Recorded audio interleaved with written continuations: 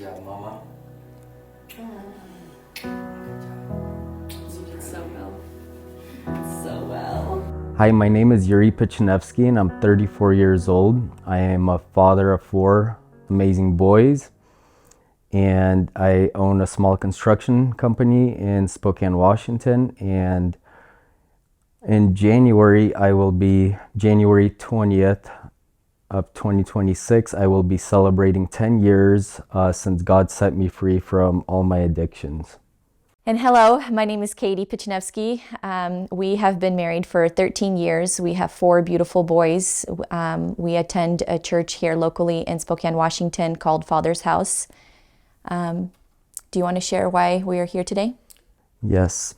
So we're here today because, first of all, we want to give God glory for what He has done in our family, because He's done so much. He has healed us and restored us and just broke off all this addiction and just set us free. And also we want to do this to give hope for people that are going through similar situations, that are struggling in addiction or just any kind of struggle. It's good to know that we serve a God that can come into any situation, no matter how bad it is, and He can turn it around for good. So that's kind of why we're doing this testimony. And a big prayer of mine is that through this testimony, shame would be broken off of people to just open up to people that they trust, to invite them in their journey of hardships, and to not feel ashamed or scared to talk about the hard things in life, and also to break off shame from sharing testimonies. In the beginning, when I first started sharing our testimony, there was a lot of shame that I would dishonor my husband, that I would dishonor the people involved in our testimony. And thankfully, the Lord redeemed that, and we just pray that this would be a blessing to you guys. I grew up in a Christian home, and I knew of God, but I did not know God. I grew up in a family of 6 kids. I had good parents and a good upbringing, but I feel like this whole thing started off with me feeling rejection. I felt like I was rejected at home, and I felt like I had rejection in school, and I just wanted a place to fit in. I wouldn't fit in at church because I felt like going to a Slavic Christian conservative church, you had to like put on a mask and you had to be a certain way to fit in. Like, you couldn't just be you, you had to be perfect, and I could not fit into that. So I was always looking for a place where I could feel accepted and where I could fit in. And so I started looking for that in the wrong crowd. And at a young age, about 15 years old, I started hanging out with some guys, and we would just drink and smoke and just party. And it all started off as just innocent fun, and I just felt accepted there because we all had the same things that we were doing that would connect us. And that was not enough. So I feel like there was always that void in my heart that I was still searching for more, because even all that partying and drinking, it didn't fill everything that I needed. So it was a matter of time until I started experimenting with other drugs, and I got into opiates, and those are painkillers for the people that don't know. And I fell in love with that like instantly. I felt like I was a different person and that I could do anything, and I was unstoppable, and like all my worries went away. And I feel like that was a lie that was really short-lived, because in a small amount of time I was in a full-blown addiction. And I was working, I had dropped out of high school, and I was working full-time, and all I was working for was to keep this addiction. So I was pretty much, I was gone, and my whole life just consisted of me chasing this high, and it didn't satisfy me either. And During this addiction, I was a highly functioning addict. I was in a relationship with Katie. We were dating for 4 years before we got married, and she knew that I was doing pain meds, but she thought it was for my back. Yeah, anytime that pills would come into the equation, he was working construction. And so at the time, I was just thinking, oh, his back hurts all the time. And, like he's working in the cold, his joints are hurting, and he would constantly be going to the chiropractor. So he kind of just wrote it off as though this is for my physical, for my body because I'm working so hard at work. So I never thought that it was a full-blown addiction. Yeah, I was really good at lying about it, and because I didn't want to give it up. I didn't want to go through the withdrawals of quitting, because when you quit pain meds after taking them for a long time, your body aches and everything hurts. So I didn't want to give that up. And in 2012, we ended up getting married, and a little right before we got married, I tried to quit, and I quit for a little while because I thought, hey, I'm going to get married. Life is just going to be amazing, because I had this fantasy in my mind of like, hey, if you get married, like, you got to figure it out and your needs will be met and everything's just going to be wonderful. And that was not the case. I think it just complicated things a lot more. And now I had more responsibility plus this addiction that I had to take care of. And it wasn't long before things just got really tight financially, and we started looking for new places to live because we couldn't keep up with the lifestyle that we had. At the same time, this is when I was trying to find a different alternative to pain meds, because I wanted a cheaper high so that I'm not wasting all our money on getting high and not giving her the life that she wanted. So I tried meth, and the first time I did it, I actually did not like it. I stayed up for almost 3 days, and it kind of scared me, and I actually had to go get some pain meds to actually fall asleep.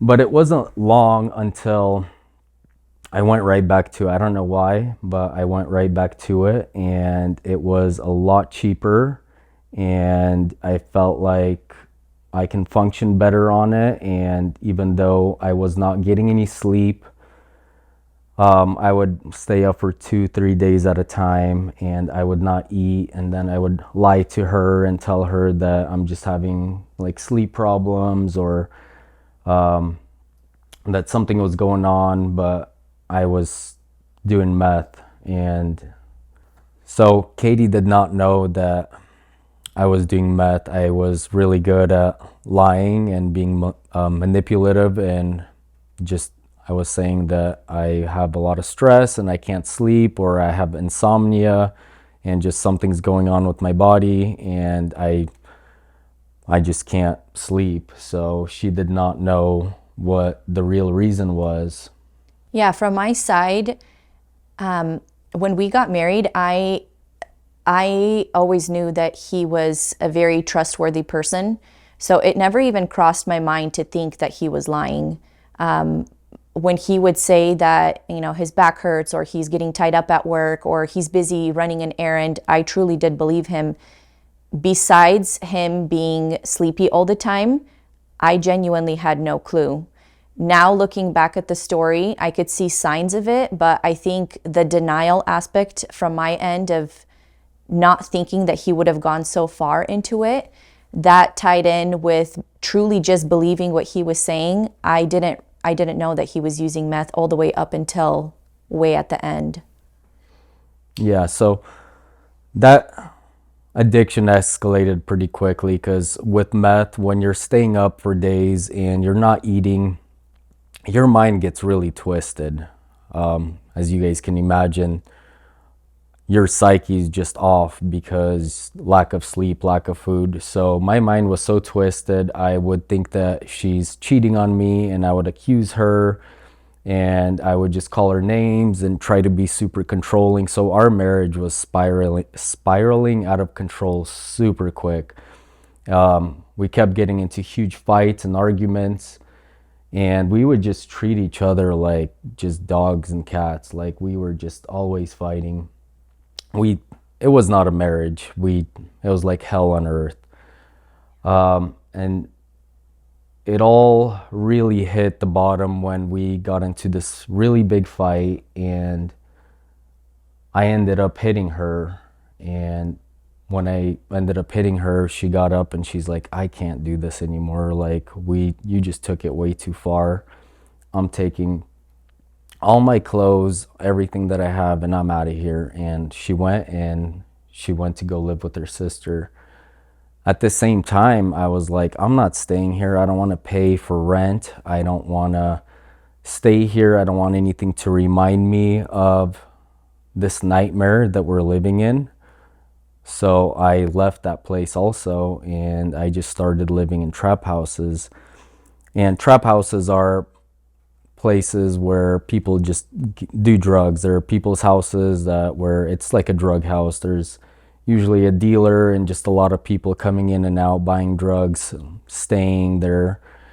And I would stay mostly at these trap houses, and then whenever I'd get kicked out, I'd go stay at the casino because it's open 24 hours a day. So I would just walk around and stay up for days because this was in the middle of winter and I just needed to survive. And at the same time, I stopped caring about everything. I had nothing else to lose. She was gone. She was out of my life. So I'm like, I got nothing to lose. So I started being unfaithful to her during this time. And I also started getting in so much trouble. I started going in and out of jail and just got mixed with even a worse crowd, to the point where I started hanging out with this guy and we started stealing cars and robbing places and stealing from people. And I'm painting this picture because this is what got me to the crossroads, to where one night I was thinking about all this stuff that I'm doing, and I'm like, I'm gonna end up getting shot, or I'm gonna OD, or I'm gonna end up in prison because I'll get caught for robbing or stealing a car, or I could quit drugs. And when I thought that, I just laughed to myself because I'm like, dude, there's no way you're gonna quit doing drugs. You tried quitting your whole life since you're 15 years old. You're 24 years old. You can't quit. You can't quit. So that's the point where I just asked God. I said, God, if you are real, help me get out of this mess, because I've tried quitting my whole life and nothing has happened. I'm either going to end up dead or in prison, and I can't do this by myself. And I feel like this was a supernatural thing that happened. I went to a trap house and I was laying on a couch while everybody was just doing their own thing, and I was just thinking about my life. I was thinking about everything I did, about how I hurt her, about the people that I've been hurting by stealing from them, and just was thinking about everything, and like thinking about I had a future and now I have nothing because I'm 24 years old. I have nothing to my name. I have nothing to show for the 24 years that I've been alive. And I had this thought that came up, why don't you go to rehab? And I was like, why don't I go to rehab? And it's interesting because every time that my parents have brought that up, they're like, hey, do you want to go to rehab? I'm like, no, I don't want to go to rehab. I'm not a drug addict. Like, what's wrong with you guys? Like, I'm perfectly fine. I don't need rehab. I don't need help. I was just in such denial, like even though my life was showing that I'm in such a mess, but I was in denial. So when I got that thought, like, why don't you go to rehab? I was like, man, I should go to rehab. And I found a ride. I found a guy that would take me to my dad's house. And I came to my dad's house, and I was expecting my parents to come out and be like, hey, what are you doing here? What do you want? And I knocked on the door, and my dad opened the door, and he's just smiling, and he's like, you're ready, huh? And that blew me away, because I was like expecting something different, and he just knew that my time had come. So when my dad let me in, he jumped on the phone right away and started calling different rehabs, and he gave me a choice between 3 different places, and I chose to go to Boise, Idaho. And the next morning, 5 o'clock in the morning, I'm on a bus to go to Boise, Idaho. And I feel like once I got there, I feel like God set me free right away, like from the drug addiction. I did not have a desire for drugs. I feel like he knew my heart, that I actually wanted to be done with it, and he set me free from that. But I had to learn how to live again. And I remember this one time that while I was in rehab, it was really hard because you're relearning how to live. You have every hour accounted for, that you have to be doing something. You wake up early, everything's really strict. So it was really hard. And one time I went up to a room to be by myself, and I was just talking to God, and I was like, God, where were you in all of this? Like, I don't want to be going through this. This is hard. Like, I just want everything to be over with. Like, where were you, like, when we were going through a rough time? Where were you when I was on the streets? And he just started flooding my mind with memories of where I could have got killed. And he's like, I was there, where he would just save me in so many spots. And he's like, I never left you. You're the one that was running from me. Like, and it's interesting because growing up, I had a misconception of God, that you have to be perfect, you have to do all these right things, and then he will do something for you, and then he will be there for you. And in this moment, I realized that he was always with me, that he was still pursuing me, because even in his word, it says that he loved us while we were still sinners. But I was taught that you have to get yourself perfect and then come to him. And he's saying, no, just come as you are. So when this happened, I just broke down and I was weeping. I was just so grateful to him that he never left me. It was me that was running away in my rebellion.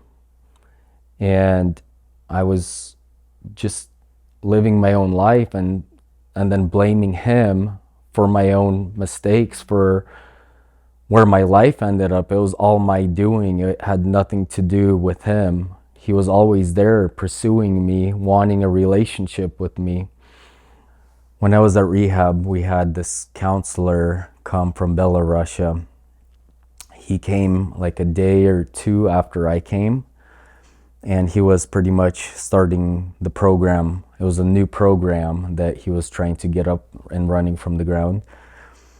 And I had lots of counseling sessions with him, and during this time, he was really asking me just probing questions about like my childhood, and he was just really trying to figure out like, where did this addiction come from? Because we're always chasing and trying to figure out a way to deal with the symptom, which is the addiction, but there's always a root that starts the addiction. And so he started getting to the bottom of it, that I was rejected, that, you know, I wasn't accepted in places, that there was just bitter roots in me, just all these things, that I needed to forgive people, that I had unforgiveness in my heart.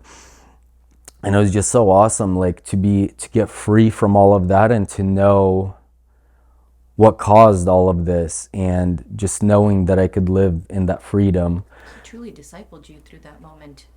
Yeah, yes, he did. I feel like that was such a big blessing, because I feel like if it was any other way, I don't know where I would be. He taught me how to renew my mind and how to have a relationship with God, and that it's not just about going to church and doing, the right things, the Christianese things, but it's about relationship and just the daily renewal of your mind, and then just making the right choices every single day to stay free, because you can get set free and then you can go right back to it because your mind didn't change, your values didn't change, you stayed the same, but you were just dry, or you just weren't using. So since I went through all of that, he's like, hey, one day he was like, hey, you're free. I see that God's doing such a big work in you and you're free. But there's just one thing that's holding you back, and that's you not knowing what's going on with your marriage. If your marriage is completely done, or if you guys are gonna rebuild this and make it work. So he's like, I'm gonna call Katie and I'm gonna see if she's gonna want to come out so that we can talk about this and figure out if she's gonna divorce you or not. And he was explaining to me like, hey, just so you know, she has the full authority to divorce you because you cheated on her, you were unfaithful, and she has the full right to walk away. So just so you know. And I was like, I know. And so he called her, and the first time he called her, she did not want to come out, and she was like, nope, I'm done. I don't want anything to do with them. And he was like, well, just pray about it, and if God puts it on your heart, come out, because he needs to know what his next steps are. Eventually, she ended up coming out, and we went to a room with the pastors and the counselor, and she started telling me about all the things that I did to hurt her, all the trauma that I caused in her life, all the pain that I caused. And she was just venting and just telling me how much she hated me because of that. Like, I ruined her life. She was telling me that she could have had a good life, and I made it bad for her, and I brought shame to her. And after she told me all these things, the counselor was like, hey, I want to pray for you about all these things. And so we got down and we started praying, and he started praying over her. And once he got done praying, she gets up and she comes up to me and she gives me a kiss and says, I love you. And I was so thrown off. I was like, you were just telling me that you hate me, that I caused you so much pain, and right after this prayer, you're telling me that you love me. It just didn't make sense to me. I was so caught off guard, but I'll let her explain that part when she gets to it. And just after that, I feel like, after that, they let us go and hang out together and spend some time. And I feel like that's when our new marriage actually begun, like a good new covenant marriage, because our marriage before was hell. Our dating years were garbage. They were just filled with manipulation and control, and it was not good. But after that, I feel like it was just new. It was a beautiful start to something fresh. Yeah. And the rehab journey, it wasn't easy. I stayed for 10 months of inpatient, and I had to relearn everything: how to live, how to work, how to love people, how to just function in my everyday life. He was so far gone that he would have these ideas that I could do supernatural things, like I could talk to people in my thoughts, or like someone's following me, or just like these crazy things that I was genuinely concerned for his mental safety. So when he says that he had to relearn everything, he literally did. He had to learn how to upkeep a conversation with people again, how to just not survive, but just how to be like a human. And when you're not in that, it seems like, how do you have to learn how to be a human again? But it's just like a new baby relearning all of these mannerisms of like how to talk to people, how to control yourself, how to not lash out in anger. Yeah, it was just a beautiful journey to see him literally be renewed. And he was going from black to white, and God was just creating something, and he was shaping and molding him to how he originally had designed in that process and that discipleship that the rehab counselor was walking him through. Yeah, that's really good. I had to relearn because I remember like 2 months in, I was still thinking that I could talk with my mind, like to my friends that are in Spokane. Like I was going crazy. Like these drugs messed me up and I had to heal. I wouldn't tell anybody. I think I told my counselor, but I never told anybody else at the center, like the kind of thoughts that I was going through because they were crazy. And God healed me of all that and restored me of all that. And he just gave me hope that I do have a future. And it wasn't an easy process because even when I got home, I had to take care of all my court stuff. I had to take care of all our collections. I had to go through an outpatient program because the state of Washington didn't accept Christian inpatient as an actual program. So I had to pretty much do all of that again. And I learned so much in this process. And I'm really grateful that I did go through that because it made me who I am today. And I'm just really also thankful that God did restore all of that. He healed us, he restored us, and now we're celebrating 10 years of being sober. Like that's amazing. It's huge. So praise God. And I just want people that are watching this to know that if you're going through this, that there is hope for you, and God can take anything broken and make something good out of it. He loves to restore, he loves to heal, he loves to deliver. That's in his nature, and he wants to do that for every single one of his kids. So just reach out to him and he will do that for you. Yeah, that's good. Do you want to share your side? Wow, it's kind of surreal just hearing him talk about our journey. It's surreal to think that this was our life, because the memories are there, but God did such a work that the pain is not attached to the memories. So hearing him walk through this journey is, it's a bit surreal to hear it all come together the way that it was. For me, this story really started the night that I left the house. Like Yuri mentioned, we would argue like cats and dogs. We just treated each other so terribly. And that night was no different.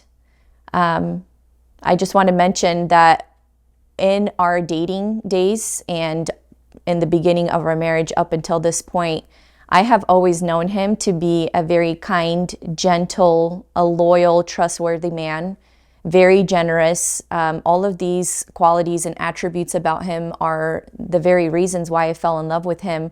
So I say this because I never had a thought in my mind that he would ever be unfaithful to me. I never had a thought in my mind that he would ever be harmful or abusive to me in any way.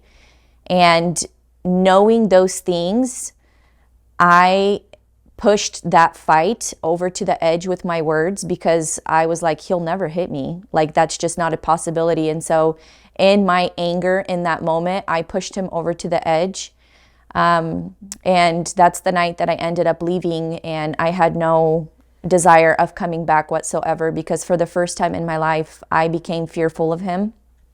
And I didn't know if I were, like, how my life would end up if I ended up staying. At this point, I ended up fleeing out of safety for myself, not because, like, you know, I was done with the marriage, even though I was, but it was more out of the safety aspect that I ended up leaving to go live at my sister's house. So I was living there for probably about a month, and he ended up showing up at their house. Mind you, it's wintertime and he has no car, so he's walking everywhere. And we had no contact with each other at this point. So he shows up at my sister's house, and my brother-in-law is like, hey, I think Yuri's here. And I was like, what? How does he even know that I'm here? So I end up coming out, and he's like, hey, let's go to Yolks, like we'll get away kind of from this location. And I went inside to go grab my wallet, thinking that I would buy him some food or just kind of get him the necessities that he needs. And when I was in the house, my brother-in-law stopped me, and he kind of sobered me up and was like, hey, when is this going to end? Anytime he needs something, he keeps coming back to you, and you always end up giving him the thing that he needs. And for me, it was kind of an eye-opening situation, because when I would look at Yuriy, I seen him in human standards, like he's cold, he's hungry, he has nowhere to live. Like the least I can do as a human is at least provide food for him, And so when my brother-in-law was saying that, I was kind of like, wow, my eyes are opened. I am enabling him to keep living in this lifestyle, thinking that I'm going to provide the things that he needs in order to survive. Like I was not encouraging him to get help. I was just kind of like, get out of my life, get away from me. So when I came into the house and my brother-in-law asked me that question, it really sobered me up. And I was like, you know what? He's right. I need to tell him that I'm not going to be enabling him anymore. So I came back outside and I was like, hey, listen, I'm not going to go with you anywhere. And he got super angry. That fear of that, what is he capable of, started coming over me again. And I was just like, oh my goodness, like, what is he going to do? It's not only me now, but it's also my sister and her family. She had little kids at the time. We did not have any kids at this time. So it was just me, and he got really angry, and my brother-in-law ended up coming outside, and he was telling him like, hey, you got to leave this place. Like you're not welcome here. And Yuriy started making some serious threats. And that whole night just escalated. After Yuriy left, I went back into the house, and my brother-in-law actually ended up making a police report just in case he was going to come back and go through with those threats that he had made. And in that moment, this realization of, oh my goodness, this is my life, was coming to my mind. Like I started to think, I'm not living with my husband anymore.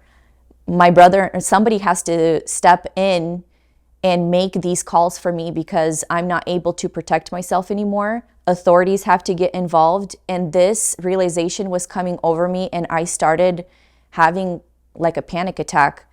And I went to the restroom and was just having my moment. After I got out, I looked out the window to see if he had come back, and there was actually police officers. They were walking up the stairs, and I just lost it. I went into a full-blown panic attack. And in this moment, I feel like I went into this place in my mind where I began to fight for my life. This deep, dark presence of this depression started coming over me so strongly that for the first time in this whole journey, I started getting suicidal thoughts. And the suicidal thoughts were so strong, and it felt almost comforting. Like you could end all of this pain for yourself if you just end your life. And they were coming on so strong that I felt like if I partnered with those thoughts, I would have just had a heart attack and died. Like it was so heavy and so strong that I got scared, and I asked my sister, you need to pray for me right now. So in that moment, they ended up calling ambulances out, because I was just losing it. And I felt like there was this loud voice that was saying, this is too hard. You should just end it all. And then there was this very tiny, small voice that said, Katie, fight. And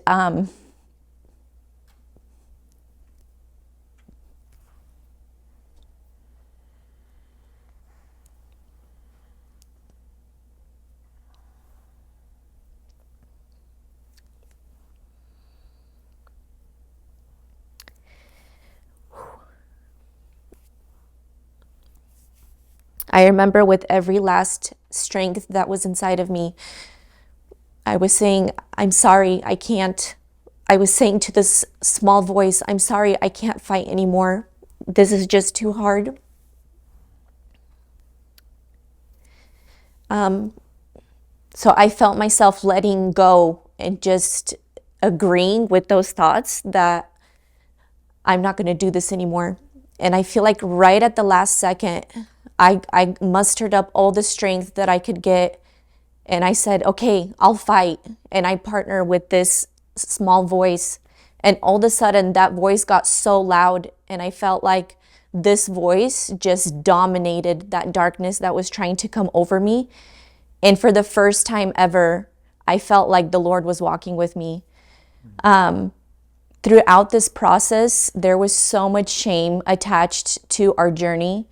I didn't speak about what was going on. I didn't want to be a burden to my parents. I didn't want to be a burden to my family, my friends.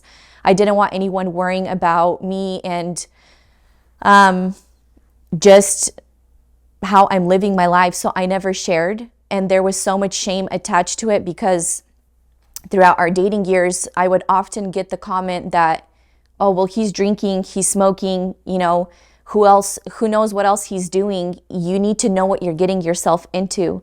And so I had this shame over me that if I'm going to come out and ask for help, people are going to be like, well, we told you, like, this is your problem. This is your fault because you knew what you were getting into. And I didn't feel safe enough to share with anybody, but I wanted to scream at the top of my lungs, somebody help me. I'm in such a pit, like, things are so hard. I don't know who to turn to. And I felt like I couldn't turn to anybody. So in this moment, I truly began to feel that God stepped in and he was fighting with me and for me. And that changed so much of my perspective. I had a Christmas party that my sister hosted with all of my cousins. And that was the first place where I publicly and openly began to talk about what was happening, because at this point we were already separated. I was, living with my sister, and word started getting around. And so people started asking me, hey, what's going on? What's happening with your marriage? And for the first time ever, I just said, yes, my husband's a drug addict. We're not living together anymore. And I can't explain the joy and the relief that I felt to finally speak the truth, to not live this double life of, hey, my husband's tired, he's not showing up. Hey, my husband's working late. Hey, my husband this. Hey, my husband that. No, everything's fine. Everything's okay. He's just tired. And for the first time, I just said things how they were. And it was just like this deep sigh of relief of, I don't care what people think anymore. My story is out there. And I'm not ashamed to talk about it anymore because I know that God is walking with me. So within living at my sister's house, I got a call from the landlord, and she was telling me, hey, you need to come grab the rest of your stuff. No one is paying for rent, and I don't want to deal with this anymore. And I mean, for good reason. So I ended up coming to our house, and with what I seen, I began to think he's probably sleeping with other women here. So I quickly, cleaned up the house. And I want to say that in that moment, there was so much hurt after hurt that I think I was kind of numb to the pain at this point. And having this thought that he's being unfaithful, it wasn't like this deep, devastating moment that I was like, oh my goodness, how could he do this? I was just kind of like, I seen this coming. And the sad thing is that our marriage was so terrible. The way that we treated each other was so terrible that long before this happened, I started saying in my mind, if he would just cheat on me, I would have a way out. Growing up, marriage was always placed at such a high standard, and for good reason, that you do not get a divorce for anything. You stick through it, you fight through it, you work, you talk, you get help. And divorce was never in my mind. But I knew that the only way that I had a way out was if he were to cheat on me. So I began to spin that lie in my mind that if he were just to cheat on me, I would have a way out and I wouldn't get shunned by my community, or I wouldn't be the bad guy in this picture because he's the one that messed up the marriage, you know? So I cleaned up the place, and we ended up leaving there. And I think shortly after, he gave me a call. And the first thing I asked him was, hey, were you unfaithful? And he said, yes, I was. And I was like, okay, this is the end of it. We are completely done. Lose my number. Don't ever contact me again. I never want to see you again. And I felt good in that decision. So in living with my sister, my eyes really began to open up to what a normal functioning marriage looks like. You know, when you're living in such a toxic environment and there's so much abuse going on, you kind of begin to think that this is the norm. And when I was living with my sister, I began to pay attention to the way that she talks to her husband, the way that he talks to her, the way that they interact with their kids, just the way that they live their life. And I feel like this lens came off of my eyes, and I began to become very aware that my situation was very terrible. And I actually began to think, why didn't I do this sooner? Like, I should have asked for help a lot sooner. I should have left my situation a lot sooner, because it was just so unhealthy for him and for me. So I was very grateful for that, to see a good example of what life needs to look like. So around the time frame of January, Yuri gives me a call and he tells me that he's ready to go to rehab. I didn't want to go in the beginning because I just wanted to end things and not see him again. But because things got so messy, I decided to go and see him so that we can kind of just leave on good terms, because in my mind, I thought this was going to be the last time that I would ever see him. So I ended up going over and just seeing him for the last time before he went to rehab. And just fast forward a couple of months, when he was already in the program for about 2 months, the counselor gave me a call and he was saying, hey, we just wanted to talk with you, have an open conversation about what this marriage looks like, where you stand. And what I loved about that conversation is that he wasn't probing on, like, his assignment wasn't for him to get us back together. It was just, hey, I want to see how you're doing. I want to see where you are at. And would you be willing to come down and to have a conversation with us? And I said, no, I don't want to come. And so he challenged me and asked me to pray into this and see what the Lord had to say about it. And so I told him that I would. At the beginning, I didn't pray about it at all. I was just like, I made my mind up and I'm not going. But I just felt the Holy Spirit tugging on my heart. And so I started praying and saying, God, if you want me to go, you need to make it very clear, because I have already set my mind to a decision that I'm going to send him divorce papers. And I'm done with this marriage. There's nothing that can happen that would have me come back. So I started praying into it. And in this hard season, I just poured myself into work. I didn't ask for any time off. I buried myself with anything that had to do work. I would pick up any extra shifts. And when the schedule came out for that weekend, I got Friday, Saturday, Sunday off. I never requested for this time off. And that was my first sign that I was meant to go. And then as I was leaving work one time, the girl that usually cashes my checks, she was saying, hey, are you going to pick up your checks? And I was like, what are you talking about? And she's like, you have a bunch of checks at the cash register that you need to get picked up. And I was like, well, we get paid every 2 weeks. I've been picking up our checks. And she's like, no, we get paid every week. Did you not know that? And I was like, how could I have missed this massive detail in my job that I'm getting checks every week, but I have no idea? But it was a perfect amount for me to get a car rental, for me to get a hotel, to provide food for me, and just to make the trip out to go visit him. So in this time frame of getting ready to go visit him, I was really thinking to myself, I just really want to forgive him. I want this, I felt like there was this heavy burden that I was carrying over myself, of like that burden of unforgiveness.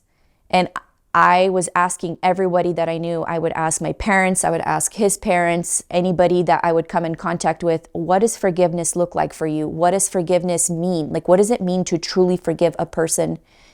And before ending up going to the rehab center, I was just searching all over the place to find the answer of what does forgiveness look like. And I came up with the conclusion that if I truly make this decision in my heart, it's simply just a choice. I choose to release you and I choose to forgive you. And I remember making that choice not for him, but for myself, because it was such a heavy thing to carry that I just wanted to be free. I didn't want to feel that I was attached to him in the sense of like, I don't forgive you and I'm carrying these negative emotions about you all the time in my mind. So I made that trip out to Boise, and I drove up, and it was kind of a sight to see him, because with not eating and sleeping, he was skin and bones. He just looked like a walking death all the time. And just a couple of months at the rehab center, he gained so much weight. And it was just kind of surreal to be able to see him standing in front of me. So we walked into the center, and we went into the room and we started talking, and Yuriy sits next to me on the couch, and I kind of look at him like, excuse me, who gave you the permission to sit next to me? So kind of moved him over to the opposite side of the room, and I just took this as my chance. Although I forgave him, I took this as my chance to clean my slate and fully share my heart as to what this journey has caused me. And I began to tell him, I married you. You were supposed to be my provider. I expected you to take care of me. I expected you to provide a certain lifestyle for me. Like, you were my husband, and there are certain tasks and duties that I expected you to fulfill, and you did not fulfill those expectations. And on top of that, there's this huge addiction that we're dealing with. And the sad part of this story, where my mind was at, is that I was so bound with what people were going to think about me and what people were going to think about our story, that him being unfaithful to me was not at the top of my list as to why I wanted to end this marriage. It was all of these expectations that I had placed upon him, and because they were not met, I felt like I deserved better, and him being unfaithful and this drug addiction was just the cherry on top that would make me look good and him look bad. But the reality is that he had the public sin, but I had the private sin. I knew very well how to tear him down with my words. I knew how to control him and manipulate him. And he has such a soft heart, and I knew how to take advantage of that. And that would not be brought out to the public eye. That was just only something that him and I would know. And unfortunately, that was something that I was okay with. But in that moment, I shared all of those things, and the counselor asked to pray. So the purpose of this prayer was not for us to get back together or for us to be enlightened of what God's plan was. The purpose of the prayer was for me to get healing from everything that I had just confessed. And I really appreciated the counselor's wisdom and guidance in that, of just making sure that I was okay in this process, as well as he was getting healing, I was getting healing. So we get down to pray, and as we begin praying, he starts, targeting all of the things that I have mentioned, and my eyes are closed, and I begin to see this very bright cross. I could even see it now, that as he's praying and targeting these things, I just see depression go to the cross. I see anger go to the cross. I see hatred go to the cross. I see forgiveness go to the cross. And I just begin to see that Jesus took all of this stuff upon the cross, and I do not need to live in this anymore. So after that prayer, when I opened up my eyes, I feel like God gave me his eyes to see Yuriy the way that he created him, outside of all of these problems and all of the addictions that we were dealing with. And I began to see the man that I fell in love with, the man that was honest, the man that was truthful and kind, respectful, that loved me so much. And all of the fears that I had of I don't feel safe around him, once a cheater, always a cheater, all of those thoughts and ideologies, they flew out the window, and I began to see him the way that God seen him. And it was a no-brainer for me in that moment. I just walked over and I kissed him, and I was just like, I love you. I felt like the man that I've known was coming back, and what the enemy was trying to steal, kill, and destroy, that was cut off, and this new man was being resurrected, and I began to see the fruits of that, and I got to see him for who God created him to be. And I mean, it was a no-brainer to fall in love with him again. So that is the story. Is there anything else that I missed or you wanted to mention? I actually learned what grace was during this time, because growing up I heard stuff in Russian, grace, but I didn't even know what that word meant. And I really learned what it meant was the night before I went to rehab. I called her, and she came, and I don't know why she came. She didn't have to come. She didn't know me anything, but she came, and she seen my feet, that they had like mold growing on them, that they were just so nasty, because I would walk around for days at a time and just with wet boots on, and my feet were just nasty. And what she did was she took a bowl, and she started washing my feet, and she washed my feet not because, for a religious ritual or whatever, but she washed my feet because they needed washing, because they were nasty and disgusting. And at that moment, I didn't know what was going on, and I was so far gone that I didn't know. But when I was in rehab and I was thinking about that, I'm like, wow, she did not have to be there. I cheated on her. I hurt her. I caused her so much pain. And then she comes and she serves me and washes my feet and just loves on me, even though she doesn't feel that love towards me, but she's doing all these things and just walking out in love. And that's the first time I actually learned what grace was. And also when I got to rehab, she had packed all my clothes, and the guy that was looking through my bags, he was trying to see if I have any drugs or anything, and he looked at me and he's like, man, whoever packed your clothes, that person really loves you. And it's funny because she was telling me that that's not how I felt when I was packing your clothes. No, in that moment, I felt like this is like the least amount of decency that a human deserves, is just to at least get, your feet taken care of and your clothes washed. There was nothing in my mind of like, oh, let me show you that, that I'm better than you or that I love you. There was none of that in my mind. I seen a person that needed help, and I was like, hey, the least I can do is just help you wash your clothes, because he was still kind of out of it a little bit. So when I think about our marriage, I'm really just reminded about the gospel and the story of Jesus, how God didn't wait for us to fix ourselves. He knew that anything that we would have done in our own power wouldn't fix us. So he sent his only son, Jesus, to come and rescue us. And he lived the perfect life, and he died the death that we deserved. And he rose again, and in his resurrection, he brought forgiveness and freedom to us, and he restored us back to relationship. And now we didn't just get cleaned up, but we are clean, and we are loved, and we are fully accepted as sons and daughters of the Most High King.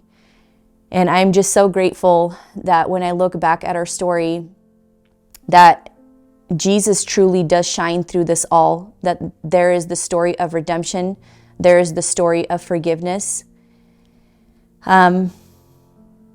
Yes, I wouldn't have ever done this by myself. If it wasn't for him, we wouldn't be here. And just this week of leading up to doing this testimony, I'm just so grateful looking back at all these memories. And I just also have so much cringe moments that I'm like, I cringe about, and I'm like, ah, man, I can't believe that was me. But I'm just so thankful to him, like what he pulled us out of. And it's just such a big testimony to me this week, just leading up to this, like how good he is, and just remembering his kindness, and that only he can do that.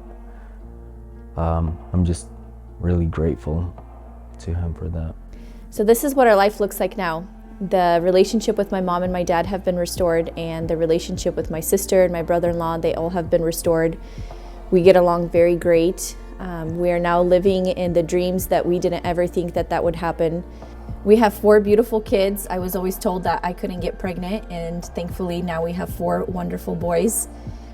We have this wonderful house, and we have a great community that we are part of. We have friends and family that we do life with, and we're just living in the overflow of the blessings that God has given us, and we're just so thankful. I'm very grateful that we chose to stay and fight, because there is far more greater fruit and reward in our life now, and I'm just so grateful that God gave us the strength, and that he just poured out the grace and the mercy over us to walk through all of that, because now we are just living in a dream. Honestly, it's been a dream to live together and to enjoy life. So thank you guys for watching.